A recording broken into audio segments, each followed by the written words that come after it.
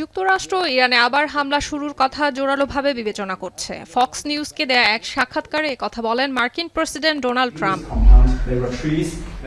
এদিকে চীনে সফররত মার্কিন প্রেসিডেন্ট আরও জানান, ইরানকে কোনো ধরনের সামরিক সরঞ্জাম সরবরাহ করবে না বলে প্রতিশ্রুতি দিয়েছেন শি জিনপিং। পাশাপাশি জ্বালানি সরবরাহ স্বাভাবিক রাখতে হরমুজ প্রণালীর উপর তেহরানের সামরিক নিয়ন্ত্রণ বা টোল আরোপের ঘোর বিরোধী বেইজিং। স্থানীয় সময় শুক্রবার জিনপিংকে নিয়ে ট্রুথ সোশ্যালে একটি দীর্ঘ পোস্টে এই দাবি করেন Donald Trump.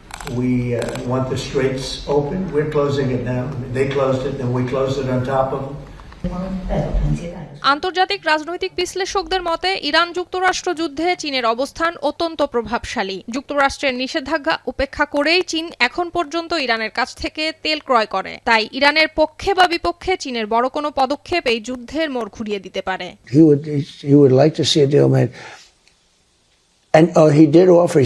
If I can be of any help at all, I would like to be of help. এদিকে ভারতে অনুষ্ঠিত ব্রিক্স সম্মেলনে ইরানের পররাষ্ট্রমন্ত্রী আব্বাস আরাকচি জানান, তেহরান কখনোই চাপ বা হুমকির কাছে আত্মসমর্পণ করবে না। ইরান তার স্বাধীনতা সার্বভৌমত্ব রক্ষায় পূর্ণ শক্তিতে লড়াই করবে। সামরিক শক্তি প্রয়োগ কোনো সমাধান নয়। Why ready to fight with them? এটা ফ্যান্টাস্টিক ধর্মঘট। বেস্ট ইনগ্রেডিয়েন্ট ও ইউরোপীয় মেশিনে তৈরি মজাদার কেক ফ্যান্টাস্টিক, যে ফানে সবাইকে টানে।